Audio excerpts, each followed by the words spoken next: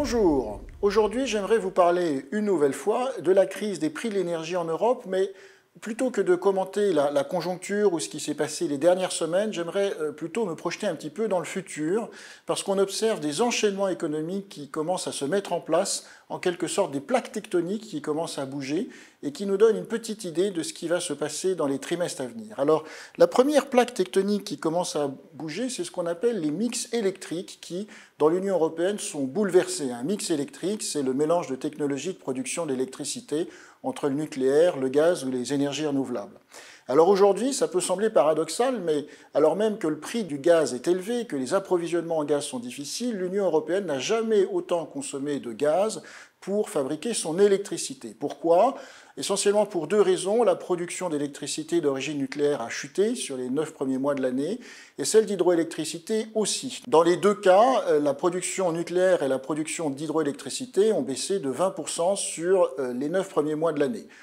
Pour le nucléaire, c'est surtout un problème français. On n'arrive pas à relancer un nombre assez significatif de centrales nucléaires. Pour l'hydroélectricité, c'est plutôt un problème climatique. Il y a beaucoup de sécheresse en Europe, en France, en Espagne et dans les autres pays. Si on regarde dans le détail, pays par pays, là aussi, les mix électriques sont bouleversés. Souvent, on a dit l'électricité nucléaire française permet à la France d'exporter l'électricité vers ses pays voisins. Aujourd'hui, ce n'est plus vrai. La France est très régulièrement importatrice d'électricité.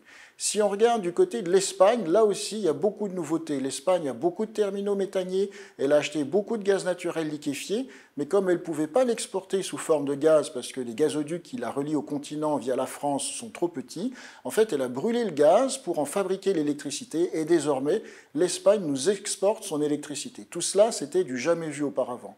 Des grands changements aussi dans les marchés de l'électricité. Les prix de l'électricité en France sont significativement supérieurs à ceux de l'Allemagne, et l'Allemagne a relancé ses usines de fabrication d'électricité à partir du charbon. Deuxième plaque tectonique qui bouge, c'est la politique chinoise du gaz, qui est assez différente de la politique européenne du gaz. En 2021, la Chine est devenue le premier importateur mondial de gaz naturel liquéfié. Depuis 2021, elle a signé 29 contrats d'importation de gaz naturel liquéfié, dont la moitié sont à très long terme, pour des durées supérieures à 20 ans, alors qu'avant, la Chine s'approvisionnait sur le marché spot à très court terme du gaz naturel liquéfié. Qu'est-ce que ça veut dire ? Ça veut dire que la Chine considère que le gaz naturel, c'est un pilier énergétique pour son développement à long terme. Elle se positionne à long terme sur le marché du gaz naturel liquéfié. Elle ne veut plus subir les variations à court terme du gaz. Elle fixe les prix dans des contrats bilatéraux. Et ce qui est intéressant, c'est de voir avec quel pays elle signe. Elle n'a signé aucun nouveau contrat avec l'Australie, qui depuis longtemps était son premier fournisseur de GNL. Elle a signé quelques contrats avec le Qatar et surtout, aux surprises, elle a signé des gros contrats avec les États-Unis. Pourquoi ? Eh bien, premièrement, ça lui permet de se diversifier par rapport à l'Australie. Et puis surtout, elle a bien vu, la Chine, qu'aux États-Unis, c'est là où il y a le plus grand nombre de projets de développement de gaz naturel liquéfié qui sont tout près de la décision finale d'investissement, donc qui vont voir le jour dans les toutes prochaines années. Ce qui veut dire que la Chine est en train de préempter le développement futur des capacités de production de gaz dans le monde, là où l'Europe, évidemment, va sans doute un peu arriver en retard. Les dirigeants européens considèrent que le gaz naturel, c'est polluant, ça ne peut être qu'une énergie de transition, dans le meilleur des cas, et ils visent un développement de l'hydrogène qui, aujourd'hui, n'est pas encore tout à fait mature économiquement. Il y a donc une vision différente, que l'on soit en Chine ou à Bruxelles, de la politique continentale du gaz. Troisième plaque tectonique qui bouge, vous le voyez sur ce graphique qui a été fourni récemment par le FMI, on a un resserrement des conditions monétaires et financières importants en Europe, et c'est ce qu'on appelle en économie un choc d'offre, c'est-à-dire un choc qui alourdit la structure de coûts des entreprises, que ce soit des coûts opérationnels ou le coût du capital. Qu'est-ce que vous montre ce graphique ? Eh bien, d'un mois sur l'autre, il vous montre si les conditions monétaires ou financières se sont durcies. Et on voit qu'elles se sont considérablement durcies depuis 2 à 3 trimestres dans la zone euro. Il y a évidemment la remontée des taux d'intérêt directeurs de la Banque centrale européenne, mais ce n'est pas tout.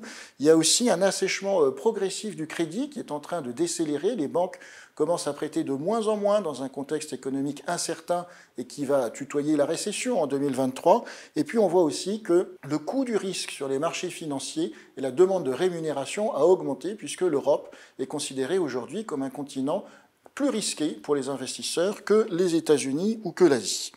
Quatrième plaque tectonique, les politiques budgétaires. Sur ce graphique, vous voyez l'importance, le montant des plans budgétaires décidés par les pays européens pour protéger leurs acteurs privés dans la crise des prix de l'énergie. La colonne bleue, c'est le montant en pourcentage du PIB.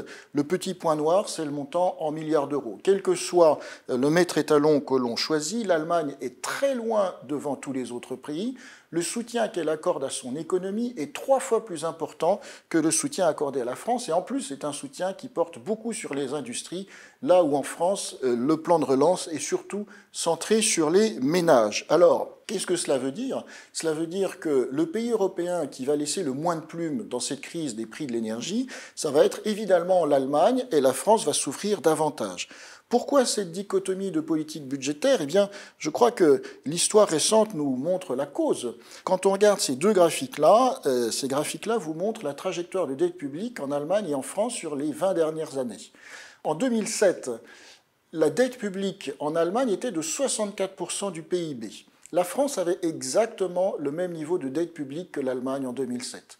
15 ans plus tard, alors que ces deux pays frontaliers ont connu les mêmes chocs financiers, le même choc épidémique et le même choc énergétique, eh bien la France a une dette publique presque 2 fois supérieure à celle de l'Allemagne, alors qu'on n'a pas eu plus de croissance et qu'on n'a pas moins de chômage d'ailleurs. Maintenant, l'Allemagne a un taux de dette qui a été ramené à 69% avant la crise. Elle s'est désendettée dans les années 2010. Elle a fait des excédents budgétaires. Là où en France, quand on approchait des 2% de déficit, on déjà parlait de cagnotte à redistribuer. Eh bien, aujourd'hui, l'Allemagne a considérablement les moyens de protéger son économie contre la crise des prix de l'énergie, alors que la France n'a plus beaucoup de moyens et encourt un risque de plus en plus élevé de crise budgétaire à moyen ou long terme. Et puis la dernière plaque tectonique, c'est celle de la politique monétaire de la Banque centrale européenne qui lutte contre l'inflation.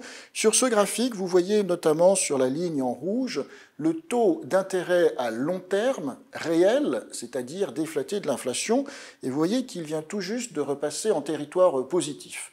En économie, généralement, on considère qu'un taux neutre à long terme, il est aux alentours de 2 ou 3%, ce qui veut dire qu'on s'attend, et c'est l'attente des marchés actuellement, à une hausse des taux d'intérêt de 200 à 300 points de base, c'est-à-dire qu'on n'a pas encore franchi la moitié du mouvement de resserrement monétaire, puisque la Banque centrale européenne a déjà resserré ses taux de 200 points de base. Donc il y a encore des hausses de taux qui vont bientôt arriver sur l'économie européenne et qui vont faire de l'année 2023 une année clairement difficile pour l'industrie, et c'est par là que je terminerai. Tout ce contexte économique est particulièrement toxique pour l'industrie. C'est une situation qui est plus grave que celle que l'on a connue dans la crise du Covid, où les mécanismes publics de chômage partiel, notamment, avaient été efficaces et de baisse de la fiscalité. Aujourd'hui, on voit déjà dans l'industrie européenne des baisses de demande énergétique, et ce n'est pas dû à des gains d'efficacité énergétique, c'est dû à de l'attrition de la demande. Norsk Hydro vient de fermer une aluminerie, il y a des producteurs d'engrais qui commencent à limiter leur production en Europe, d'autres industriels mondiaux se posent la question de développer leurs projets en Europe ou bien ailleurs. Je pense par exemple à BASF, le chimiste allemand qui a annoncé qu'il gelait ses investissements en Europe et qu'il les développait en Chine. Tout cela dans un contexte où l'industrie française est menacée par un cumul entre des hausses durables des prix de l'énergie et aussi des coupures hivernales centrées sur les industries, si l'on en croit les instructions données aux préfets pour passer l'hiver. Et là, on est dans une situation très compliquée. Si on regarde l'évolution des approvisionnements en gaz en Europe, on voit que le temps sera moins couvert à partir de 2025. Est-ce que l'industrie peut rester dans cette situation-là pendant 2 ans sans un soutien public massif et puissant? La réponse est non. Des mesures utiles ont été mises en place par les pouvoirs publics français, mais en termes de quantum, elles demeurent encore vraiment insuffisantes. Et à court terme, l'enjeu, c'est de préserver notre outil industriel. On entend souvent dans les débats sur la politique énergétique, sur le développement de l'hydrogène, que l'industrie a un rôle important à long terme à jouer dans le développement d'une filière hydrogène, c'est vrai, mais à court terme, aujourd'hui, il faut préserver et sauver notre outil industriel français et européen dans cette crise qui est très sévère pour ses comptes.